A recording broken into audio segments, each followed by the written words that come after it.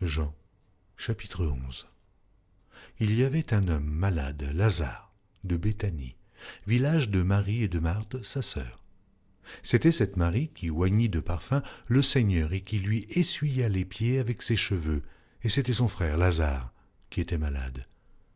Les sœurs envoyèrent dire à Jésus, « Seigneur, voici celui que tu aimes est malade. » Après avoir entendu cela, Jésus dit, « Cette maladie n'est point à la mort, mais elle est pour la gloire de Dieu, afin que le Fils de Dieu soit glorifié par elle. » Or Jésus aimait Marthe, et sa sœur, et Lazare. Lors donc qu'il eut appris que Lazare était malade, il resta 2 jours encore dans le lieu où il était, et il dit ensuite aux disciples, « Retournons en Judée. » Les disciples lui dirent, « Rabbi, les Juifs tout récemment cherchaient à te lapider, et tu retournes en Judée. » Jésus répondit, « N'y a-t-il pas 12 heures au jour? Si quelqu'un marche pendant le jour, il ne bronche point, parce qu'il voit la lumière de ce monde. Mais si quelqu'un marche pendant la nuit, il bronche, parce que la lumière n'est pas en lui. » Après ces paroles, il leur dit, « Lazare, notre ami, dort, mais je vais le réveiller. » Les disciples lui dirent, « Seigneur, s'il dort, il sera guéri. » Jésus avait parlé de sa mort, mais ils crurent qu'il parlait de l'assoupissement du sommeil. Alors Jésus leur dit ouvertement, « Lazare est mort. Et à cause de vous, afin que vous croyiez, je me réjouis de ce que je n'étais pas là.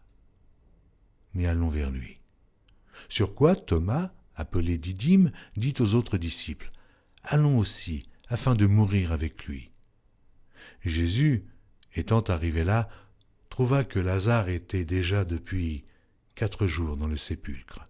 Et, comme Béthanie était près de Jérusalem, à 15 stades environ, beaucoup de Juifs étaient venus vers Marthe et Marie pour les consoler de la mort de leur frère. Lorsque Marthe apprit que Jésus arrivait, elle alla au-devant de lui, tandis que Marie se tenait assise à la maison. Marthe dit à Jésus, « Seigneur, si tu eusses été ici, mon frère ne serait pas mort. Mais maintenant même, je sais que tout ce que tu demanderas à Dieu, Dieu te l'accordera. » Jésus lui dit, « Ton frère ressuscitera. » « Je sais, lui répondit Marthe, qu'il ressuscitera à la résurrection au dernier jour. » Jésus lui dit, « Je suis la résurrection et la vie. Celui qui croit en moi vivra quand même il serait mort. Et quiconque vit et croit en moi ne mourra jamais. Crois-tu cela ?» Elle lui dit, « Oui, Seigneur, je le crois.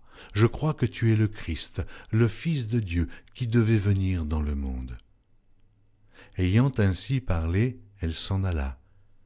Puis elle appela secrètement Marie, sa sœur, et lui dit, « Le Maître est ici, et il te demande. » Dès que Marie eut entendu, elle se leva promptement et alla vers lui, car Jésus n'était pas encore entré dans le village, mais il était dans le lieu où Marthe l'avait rencontré.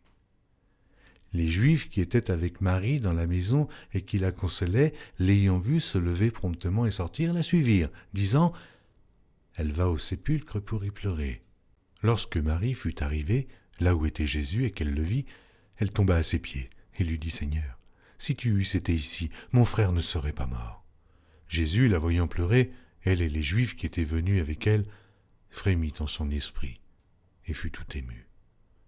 Et il dit, « Où l'avez-vous mis ?» « Seigneur, lui répondirent-ils, viens et vois. » Jésus pleura. Sur quoi les Juifs dirent, « Voyez comme il l'aimait. » Et quelques-uns d'entre eux dirent, « Lui qui a ouvert les yeux de l'aveugle, ne pouvait-il pas faire aussi que cet homme ne mourût point ?» Jésus, frémissant de nouveau en lui-même, se rendit au sépulcre. C'était une grotte, et une pierre était placée devant. Jésus dit, « ôtez la pierre. » Marthe, la sœur du mort, lui dit, « Seigneur, il sent déjà, car il y a 4 jours qu'il est là. » Jésus lui dit, « Ne t'ai-je pas dit que, si tu crois, tu verras la gloire de Dieu. » Ils ôtèrent donc la pierre, et Jésus leva les yeux en haut et dit, « Père, je te rends grâce de ce que tu m'as exaucé. Pour moi, je savais que tu m'exauces toujours, mais j'ai parlé à cause de la foule qui m'entoure, afin qu'ils croient que c'est toi qui m'as envoyé. » Ayant dit cela, il cria d'une voix forte, « Lazare, sors !» Et le mort sortit les pieds et les mains liés de bandes, et le visage enveloppé d'un linge. Jésus leur dit, « Déliez-le, et laissez-le aller. » Plusieurs des Juifs qui étaient venus vers Marie et qui virent ce que fit Jésus, crurent en lui. Mais quelques-uns d'entre eux allèrent trouver les pharisiens et leur dirent ce que Jésus avait fait. Alors, les principaux sacrificateurs et les pharisiens assemblèrent le Sanhédrin et dirent, « Que ferons-nous ? Car cet homme fait beaucoup de miracles. Si nous le laissons faire, tous croiront en lui, et les Romains viendront détruire et notre ville et notre nation. » L'un d'eux, Caïphe, qui était souverain sacrificateur cette année-là, leur dit, « Vous n'y entendez rien. Vous ne réfléchissez pas qu'il est dans votre intérêt qu'un seul homme meure pour le peuple et que la nation entière ne périsse pas. » Or, il ne dit pas cela de lui-même. Mais étant souverain sacrificateur cette année-là, il prophétisa que Jésus devait mourir pour la nation. Et ce n'était pas pour la nation seulement. C'était aussi afin de réunir en un seul corps les enfants de Dieu dispersés. Dès ce jour, ils résolurent de le faire mourir. C'est pourquoi Jésus ne se montra plus ouvertement parmi les Juifs, mais il se retira dans la contrée voisine du désert, dans une ville appelée Éphraïm, et là, il demeurait avec ses disciples. La Pâque des Juifs était proche, et beaucoup de gens du pays montèrent à Jérusalem avant la Pâque pour se purifier. Ils cherchaient Jésus, et ils se disaient les uns aux autres dans le temple, « Que vous en semble ?